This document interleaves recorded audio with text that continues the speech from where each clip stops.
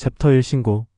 수사일지 1910년 3월 2일 한강시 중부서 오전 11시 40분 김의사 병원으로부터 신고. 25살 여성 환자. 온몸에 학대 흔적. 칼에 베인 상처 다수. 구타로 인한 타박상. 화상 자국 10여 곳. 왼손 약지 절단. 등과 팔에 문신. 남자 이름과 연도 각인. 오후 2시 용의자 체포. 30살 남성. 피해자와 동거 중. 상해치사 혐의 적용. 오후 9시 피해자 사망 확인. 사인 미상.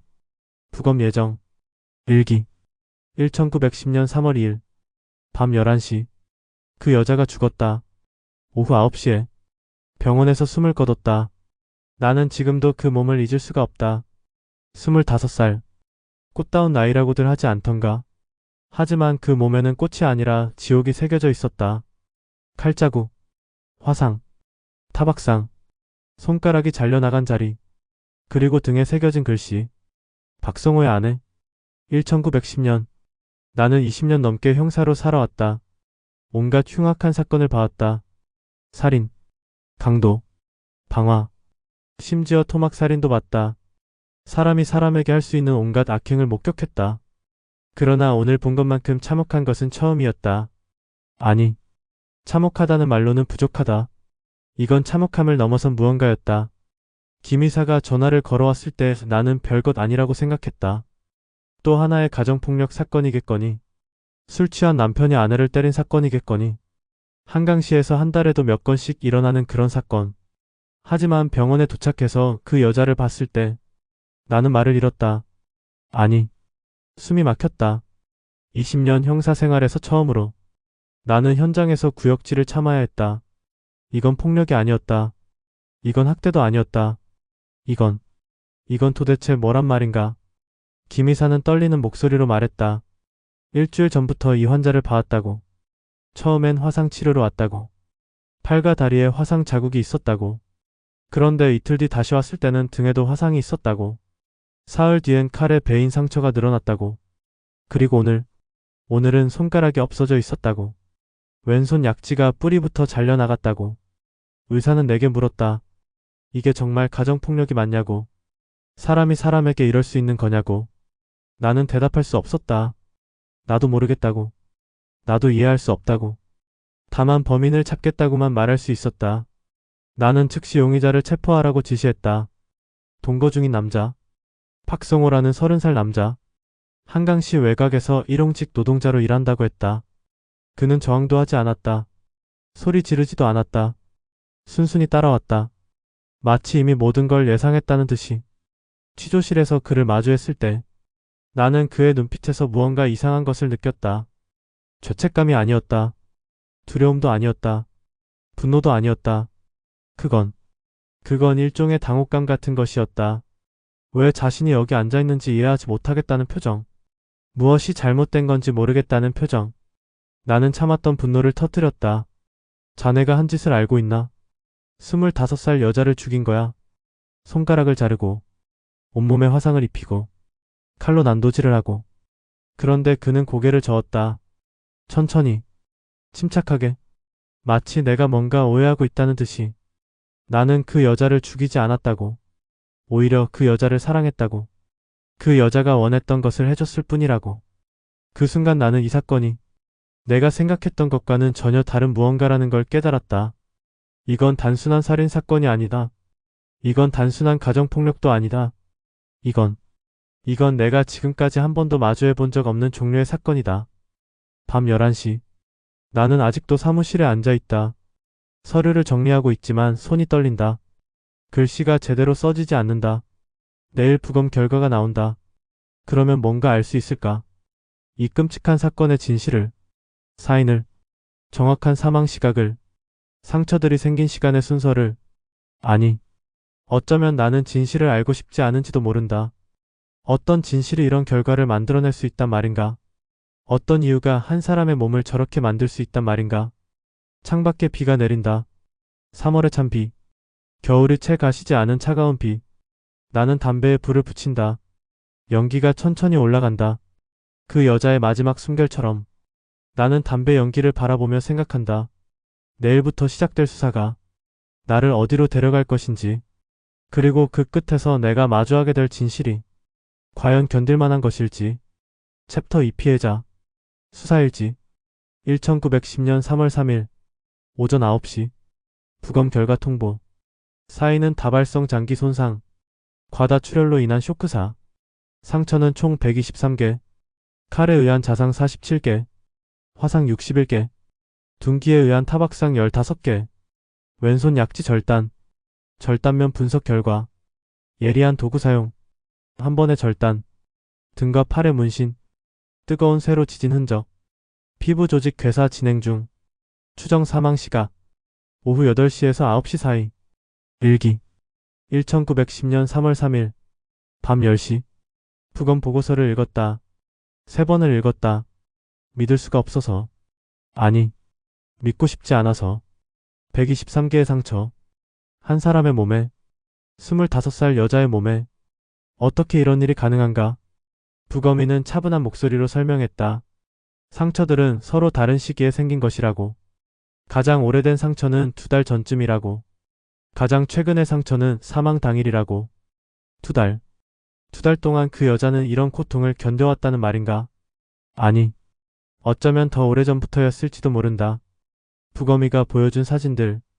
나는 차마 다 볼 수가 없었다. 등에 새겨진 문신. 박성호의 아내. 1910년. 뜨거운 쇠로 지져서 만든 글씨. 피부가 타들어가며 새겨진 글씨. 그 고통이 얼마나 컸을까? 부검이는 말했다. 이 정도 화상이라면 의식을 잃었을 거라고. 하지만 문신은 또렷했다. 누군가 정신을 차리게 하면서 새긴 것이라고. 나는 말문이 막혔다. 손가락. 왼손 약지. 한 번에 잘렸다고 했다. 예리한 칼이나 도끼로. 주저함 없이. 절단면이 깨끗하다고 했다. 그 말이 더 끔찍하게 느껴졌다. 깨끗하다니. 마치 도살장에서 고기를 자르듯 그렇게 사람의 손가락을 잘랐다는 것인가?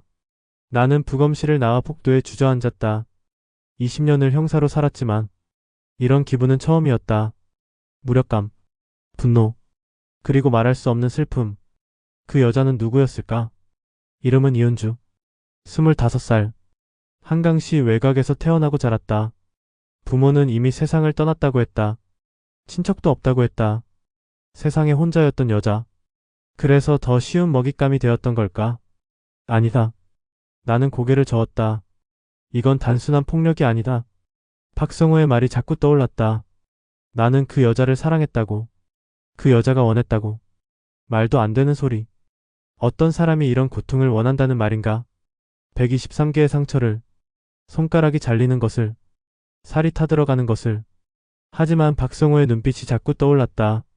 거짓말을 하는 눈이 아니었다. 미친 사람의 눈도 아니었다. 그는 진심으로 믿고 있었다.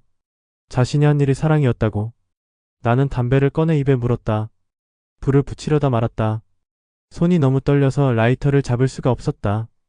내일은 그 여자의 과거를 조사해야 한다. 어디서 왔는지, 어떻게 살았는지, 왜 박성호를 만났는지, 그리고 왜 그와 함께 지옥으로 걸어 들어갔는지. 창밖은 어둡다. 3월의 밤은 아직 차갑다. 나는 부검 보고서를 다시 펼쳤다. 123개의 상처. 하나하나가 비명이었을 것이다. 하나하나가 눈물이었을 것이다. 하지만 아무도 듣지 못했다. 아무도 보지 못했다. 그 여자는 혼자였다. 죽는 순간까지. 챕터 3 용의자. 수사일지. 1910년 3월 4일 오전 10시. 용의자 박성호 재신문. 혐의 인정. 모든 상처를 자신이 가했다고 진술. 그러나 살인 의도 부인. 피해자 이은주와의 관계. 1900년 1월부터 동거. 직업 일용직 노동자. 한강시 부두에서 근무. 특이사항. 진술 태도 침착. 후회나 죄책감 표현 없음.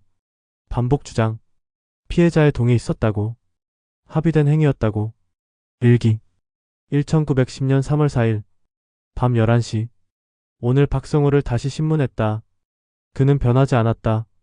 여전히 침착했다. 여전히 당당했다. 나는 부검 보고서를 그의 앞에 펼쳤다. 123개의 상처라고 말했다. 손가락이 잘렸다고 말했다. 살이 타들어갔다고 말했다. 그는 고개를 끄덕였다. 알고 있다고. 자신이 한 일이라고. 나는 소리쳤다. 어떻게 이럴 수 있냐고. 어떻게 사람에게 이런 짓을 할 수 있냐고. 그는 나를 똑바로 쳐다보며 말했다. 은주가 원했다고.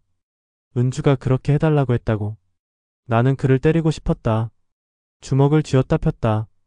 하지만 참았다. 형사는 감정을 드러내면 안 된다. 나는 차분하게 물었다. 처음부터 그랬냐고. 처음 만났을 때부터 이런 관계였냐고. 그는 고개를 저었다. 1900년 1월. 그때는 평범했다고. 은주는 웃었다고. 자신도 행복했다고. 하지만 시간이 지나면서 은주가 변하기 시작했다고. 더 강하게 해달라고. 더 아프게 해달라고. 나는 그의 말을 끊었다. 거짓말하지 말라고. 누가 그런 걸 원한다는 거냐고. 그는 침묵했다. 한참을 침묵하다가 작은 목소리로 말했다. 자신도 처음엔 이해할 수 없었다고. 무서웠다고. 하지만 은주는 울면서 매달렸다고. 이렇게 하지 않으면 떠나겠다고. 자신만이 은주를 이해해줄 수 있다고. 나는 그의 얼굴을 들여다봤다. 거짓말을 하는 눈이 아니었다. 그것이 더 끔찍했다. 그는 정말로 믿고 있었다. 자신이 사랑으로 한 일이라고. 은주를 위한 일이었다고. 나는 물었다. 그럼 1월 7일은 뭐냐고. 그날 무슨 일이 있었냐고. 그의 얼굴이 굳어졌다. 처음으로 감정이 드러났다. 분노. 아니. 고통. 은주가 다른 남자와 있었다고. 옆집에 사는 남자와. 자신이 일하러 간 사이에. 나는 그 순간을 알아챘다. 바로 그날부터 모든 게 달라졌구나. 그날부터 상처가 늘어났구나. 박성호는 주먹을 쥔 채 말했다. 자신이 부족해서 그랬다고. 자신이 은주가 원하는 만큼 해주지 못해서. 그래서 은주가 다른 남자를 찾았다고. 그날 밤부터 달라졌다고. 더 세게. 더 깊게. 은주가 자신을 떠나지 못하게. 나는 말문이 막혔다. 이건 사랑이 아니다. 이건 집착이다. 소유욕이다. 하지만 그는 그렇게 생각하지 않았다. 그에게는 그것이 사랑의 증명이었다. 나는 신문실을 나왔다. 폭도에서 한참을 서 있었다. 어지러웠다. 이 사건은 내가 생각했던 것보다 훨씬 복잡했다. 단순한 가정폭력이 아니다. 단순한 살인도 아니다. 이건 두 사람이 함께 만들어낸 지옥이다. 하지만 법은 묻는다. 누가 죽였는가? 누가 칼을 들었는가? 누가 불을 댔는가? 답은 명확하다. 박성호다. 그러나 내 마음 한구석에서는 계속 물었다. 정말 그뿐일까? 은주는 정말 순수한 피해자였을까? 아니면 나는 고개를 저었다. 안 돼. 이런 생각을 하면 안 돼. 죽은 사람을 의심하면 안 돼. 하지만 의문은 지워지지 않았다. 왜? 왜 은주는 떠나지 않았을까? 왜 도망치지 않았을까? 왜 신고하지 않았을까? 김의사 병원에 갔을 때 그때 말할 수 있었을 텐데. 살려달라고. 도와달라고. 하지만 은주는 아무 말도 하지 않았다. 의사가 물어봤지만 그저 넘어졌다고만 했다고. 집에 가겠다고 했다고. 왜? 나는 담배에 불을 붙였다. 연기를 깊이 들이마셨다. 내일은 은주의 과거를 조사해야 한다. 그녀가 누구였는지, 어떻게 살아왔는지, 왜 이런 관계를 받아들였는지 그 답을 찾아야 한다. 그래야 이 사건을 이해할 수 있다. 그래야 나는 연기를 내뱉었다. 그래야 이 끔찍한 이야기의 끝을 낼 수 있다. 챕터 4관계의 시작. 수사일지 1910년 3월 5일 오전 10시 피해자 이은주 과거조사 한강시 외곽 출생 부친 이철수 1870년생 1900년 사망 음주 사고사 모친 김순희 1880년생 1895년 사망 병사 추정 피해자 당시 15살 이후 단독생활 1900년 1월 용의자 박성호와 동거 시작 주변 이웃 증언 확보 일기 1910년 3월 5일 밤 10시 오늘 은주가 살던 곳을 찾아갔다. 한강시 외곽 낡은 집들이 모여있는 동네 좁은 골목 쓰레기 냄새 가난의 냄새 은주는 여기서 자랐다. 이웃들을 만났다. 박씨 할머니 70이 넘은 노인 은주를 어릴 때부터 봤다고 했다. 불쌍한 아이였다고. 아버지가 술주 정뱅이였다고. 매일 밤 집에서 비명이 들렸다고. 어린 은주의 비명이. 나는 할머니께 물었다. 어떤 아이였냐고. 조용한 아이였다고 했다. 말이 없었다고. 항상 겁에 질려 있었다고. 학교에서 돌아오면 집에 숨어 있었다고. 친구도 없었다고. 아버지가 무서워서. 아버지가 술을 마시고 돌아올까봐. 15살 때 어머니가 돌아가셨다고 했다. 병으로. 아니. 할머니는 고개를 저었다. 병이 아니라 마음이 죽은 거라고. 살 의지가 없었다고. 딸을 지키지 못한 죄책감에 그 후 은주는 혼자가 됐다. 아버지는 더 심하게 술을 마셨다. 더 심하게 은주를 때렸다. 이웃들이 신고를 했지만 경찰이 와도 소용없었다고. 집안일이라며 돌아갔다고. 나는 고개를 숙였다. 우리 경찰이 그 아이를 지키지 못했구나. 할머니는 말을 이었다. 1900년 은주 아버지가 죽었다고. 술에 취해 한강에 빠져 죽었다고. 은주는 18이었다. 장례식에 은주는 울지 않았다고. 그저 멍하니 서 있었다고. 마치 영혼이 빠져나간 것처럼. 그 후 은주는 혼자 살았다. 막노동으로 돈을 벌었다. 말이 없었지만 성실했다고. 하지만 사람들을 피했다고. 특히 남자들을. 그러다 박성호를 만났다. 1900년 1월 부두에서 일하던 박성호. 은주도 그곳에서 일했다. 할머니는 한숨을 쉬었다. 처음엔 좋은 남자인 줄 알았다고. 조용하고 점잖아 보였다고. 은주에게 친절했다고. 은주도 처음으로 웃었다고. 하지만 할머니는 눈물을 닦았다. 몇 달 후부터 이상했다고. 은주의 몸에 상처가 보이기 시작했다고. 팔에, 다리에, 물어보면 넘어졌다고만 했다고. 작년 2월쯤부터는 은주를 거의 볼 수 없었다고. 집 밖으로 나오지 않았다고. 박성호만 들락날락했다고. 이웃들이 걱정했지만 아무도 나서지 않았다고. 무서웠다고. 박성호의 눈빛이. 나는 할머니께 감사 인사를 하고 나왔다. 은주가 살던 집 앞에 섰다. 문은 잠겨 있었다.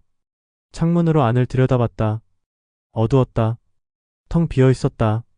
이 집에서 은주는 자랐다. 아버지의 주먹을 피해 어머니의 죽음을 견디며. 그리고 이 집에서 은주는 박성호를 만났다. 처음으로 자신을 지켜줄 사람이라고 믿었을 것이다. 처음으로 안전하다고 느꼈을 것이다. 하지만 그것은 착각이었다. 박성호는 은주를 지키지 않았다. 오히려 은주를 파괴했다. 아니, 나는 고개를 저었다.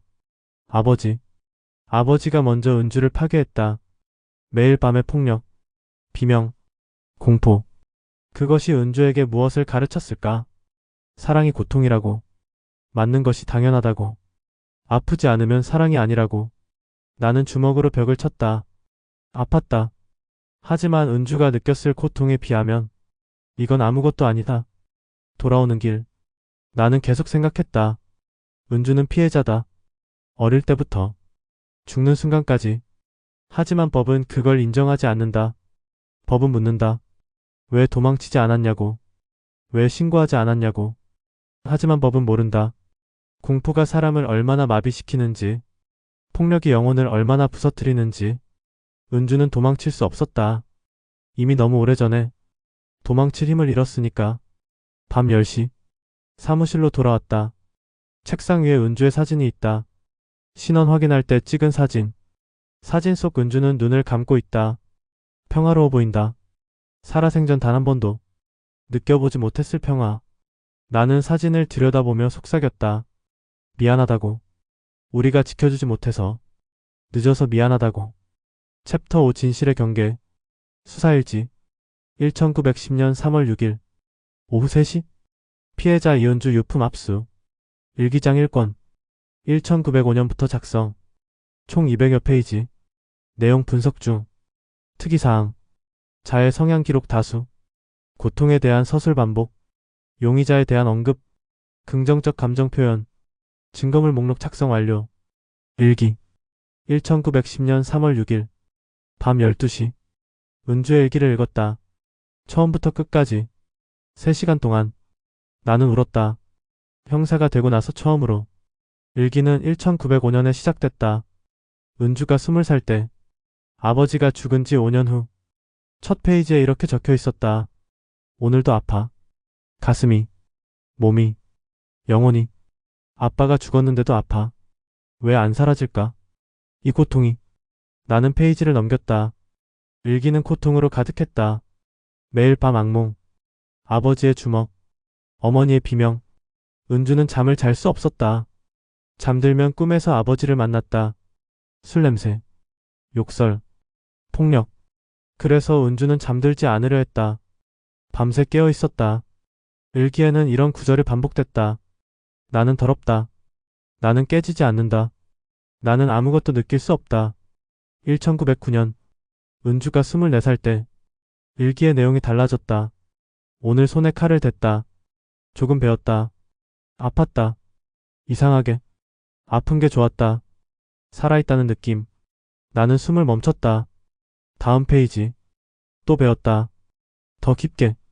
피가 났다. 고통이 느껴졌다. 이 고통만이 진짜다. 나는 일기장을 덮었다. 잠시 눈을 감았다. 은주. 은주는 자신을 해치고 있었구나. 아무도 모르게. 혼자서. 1910년 1월. 박성호를 만난대. 일기의 내용이 또 달라졌다. 오늘 성호를 만났다. 부두에서. 그는 내게 말을 걸었다. 친절했다. 무섭지 않았다. 다음 페이지. 성우와 밥을 먹었다. 그는 내 손을 잡았다. 따뜻했다. 나는 떨지 않았다. 다음 페이지. 성우와 살기로 했다. 그는 나를 지켜준다고 했다. 나는 믿는다. 처음으로. 나는 한숨을 쉬었다. 은주는 희망을 품었구나. 박성호에게서. 하지만 그 희망은 오래가지 못했다. 2월. 성우가 내 상처를 봤다. 팔의 상처. 칼로 그은 상처. 그는 화를 냈다. 왜 그러냐고. 나는 말할 수 없었다. 이게 유일한 방법이라는 걸. 3월. 성우에게 말했다. 내가 느낄 수 있게 해달라고. 아프게 해달라고. 그는 거절했다. 나는 울었다. 성우는 나를 이해하지 못한다. 4월. 성우를 설득했다. 매달렸다. 이렇게 하지 않으면 나는 죽을 것 같다고. 성우는 주저했다. 하지만 결국 했다. 때렸다. 아팠다. 좋았다. 나는 살아있었다. 나는 일기장을 책상에 내려놓았다. 손이 떨렸다. 이건 내가 생각했던 것과 다르다. 은주가 원했다. 정말로. 박성호의 말이 거짓이 아니었다. 하지만 이게 동의일까? 부서진 사람의 선택이, 상처받은 영혼의 요구가 진정한 동의일 수 있을까? 나는 계속 읽었다. 6월. 성호는 더 이상 하지 않으려 한다. 위험하다고. 하지만 나는 더 원한다. 더 깊게. 더 아프게. 이것만이 내가 느낄 수 있는 것. 7월. 성우가 다른 방법을 찾자고 했다. 병원에 가자고. 의사를 만나자고. 나는 거절했다. 의사는 나를 이해하지 못한다. 성우만이 나를 이해한다. 그리고 1월 7일. 은주의 외도가 있던 날. 일기는 이렇게 적혀 있었다. 오늘 옆집 남자와. 그는 성우보다 강했다. 주저하지 않았다. 나는 성우를 시험했다. 얼마나 나를 원하는지. 어디까지 할 수 있는지. 1월 8일. 성우가 알았다. 그는 울었다. 화를 냈다. 그리고 밤에 문신을 새겼다. 뜨거운 쇠로. 나는 비명을 질렀다. 아팠다. 하지만 행복했다. 이제 성우는 안다. 내가 그의 것이라는 걸. 나는 일기장을 덮었다. 더 이상 읽을 수 없었다. 그 이후의 일기는 더 참혹했을 것이다. 손가락이 잘리는 것. 화상이 들어가는 것. 죽음으로 가는 길. 나는 책상에 이마를 댔다. 은주는 피해자다. 하지만 동시에 은주는 자신의 파괴를 원했다. 박성호는 가해자다. 하지만 동시에 박성호는 은주의 요구에 응했을 뿐이다. 그렇다면 누구를 벌해야 하는가? 법은 명확하다. 사람을 죽인 자. 하지만 내 양심은 혼란스럽다. 이것이 살인일까? 아니면 동반 자살일까? 밤 12시. 나는 아직도 사무실에 있다. 은주의 일기를 앞에 두고 답을 찾으려 하지만 답은 없다. 다만 하나는 확실하다. 이 두 사람은 구원받을 수 없었다. 서로에게서도 세상에서도.